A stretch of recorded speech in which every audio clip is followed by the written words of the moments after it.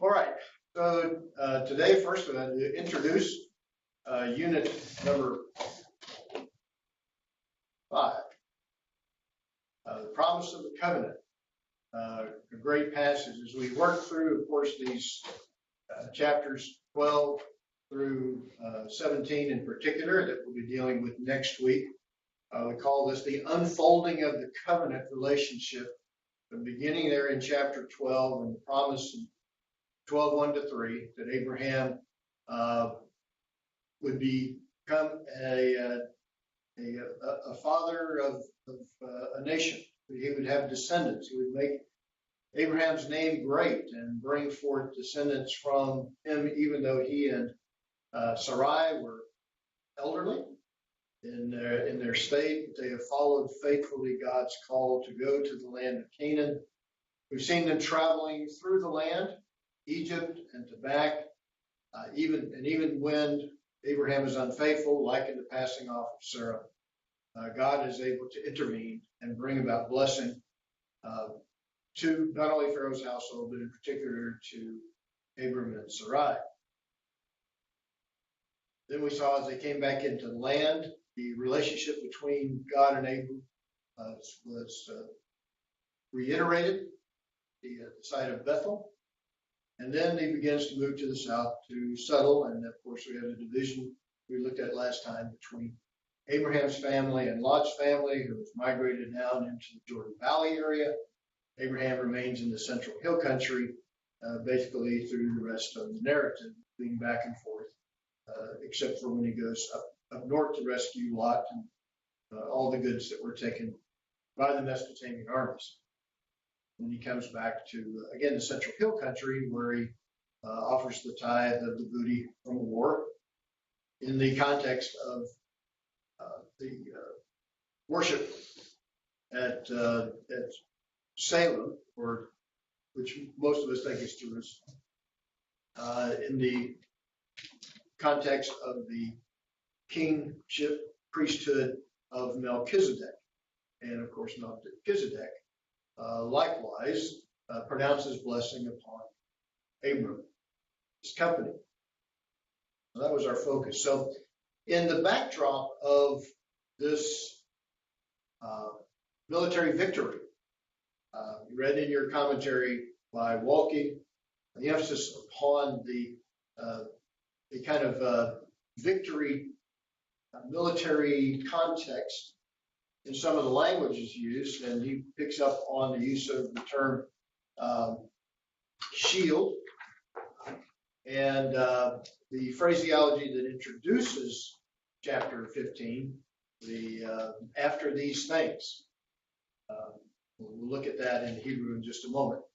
That in the backdrop of this scene moves that on coming on the heels of the battle, as Meredith Klein has outlined, the Lord's word to Abraham, or still Abram at this point, has the character of a royal grant to an officer for faithful military service. Concept of reward, sakar, is used for compensation due to those who have successfully carried out a military campaign. God's reward then takes place of spurned booty, backdrop of the end of chapter 14.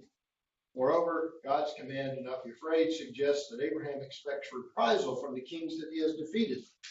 But the word of the Lord comes to Abram, do not be afraid. God speaks, as he says, like a prophet to a king, giving assurance before victory. Here, after victory, God assures Abraham of his faithfulness in the backdrop of this battle.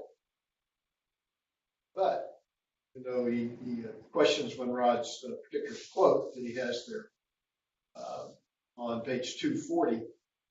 He highlights that this passage underscores the importance of faith in connection with warfare.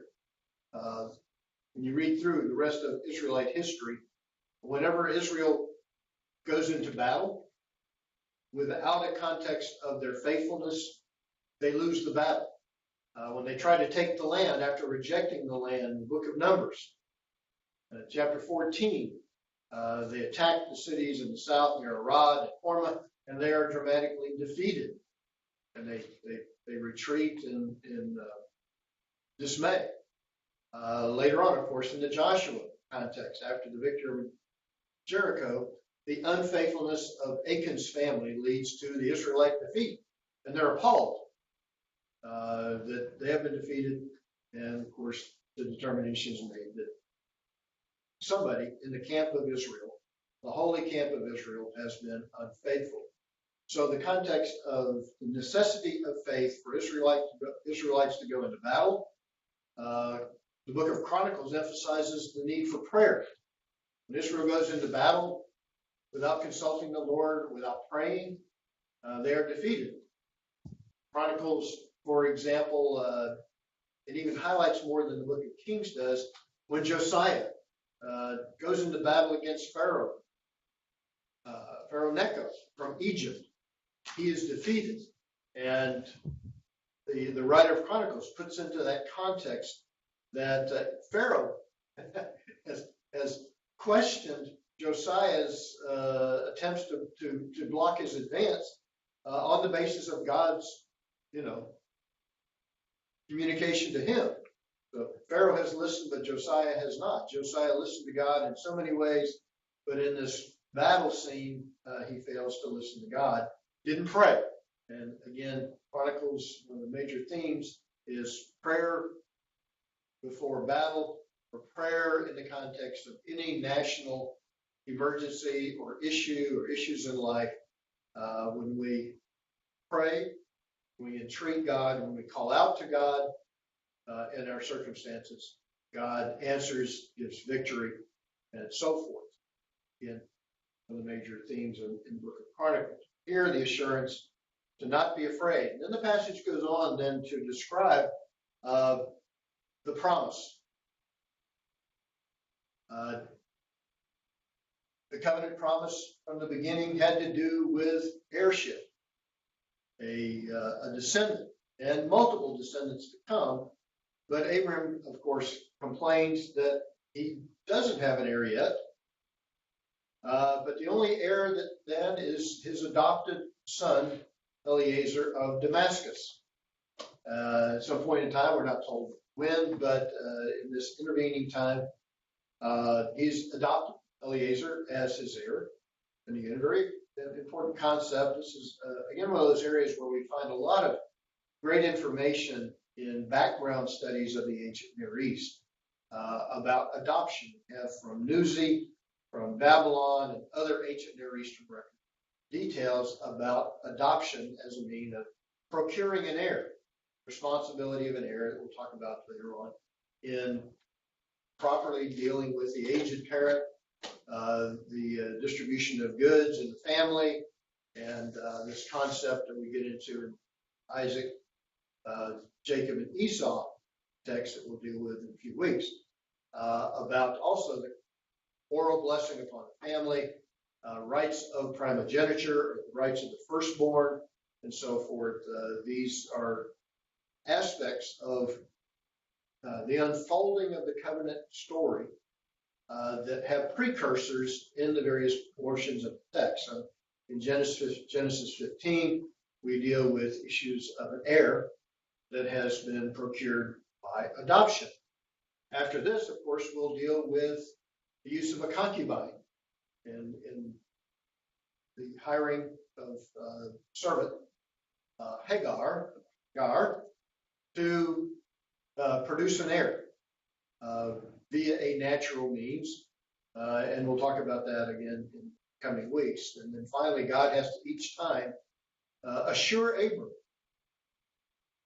later Abraham, that his intent is to do the unimaginable, the unsearchable, the seeming impossible by producing an heir through Abram and Sarah themselves, God's ultimate plan, and so that we have the promised son and the promise of the land and the promise of blessing upon Abraham, and that ultimately God's purpose in the whole narrative is to bless his people.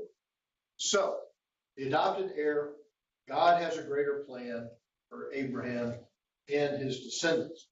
So this then unfolds in the promise at the beginning of the passage, and then we are given this fascinating context of a covenant ceremony that involves the killing of animals, separating these animals into parallel parts. And again, we'll talk about the background of the ancient Near Eastern treaty covenant pattern that is reflected in the background of the organization, not only the very words of the text, but also in this particular ceremony that reminds us of ancient Near Eastern treaty making, which is another concept of covenant. That is, a treaty is a covenant that outlines the responsibility of two parties, generally family groups or national ethnic groups, entering into a relationship via a covenant process, and a covenant that outlines various responsibilities and blessings that accrue in this defined, delimited relationship between two people groups. In this fascinating story, we'll look at in detail in our exegesis in a few moments. We have the animals, and then as these animals have been laid out, of course, what would one expect? as we know, especially here in the South, vultures come in. So you have the descendants of these birds of prey, carrion, that come in, and Abram scares them off, and after that, he falls asleep. And as he is awakened, and then out of this, of course, he has this dream about the future of this nation that would come forth from his loins. The whole background of going to Egypt and back again.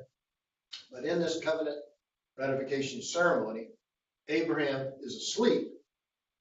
God, in this fiery presence torch formulation, passes through. We'll talk about this unilateral covenant, we call it, where God, in essence, obligates himself on behalf of his people that will come forth in and through Abram and Sarah in the future, that God is ratifying this covenant by his own covenanting obligation. So the unfolding this is a fascinating background in ancient Near Eastern background. So we'll be looking at this in detail in our video sessions in a few moments.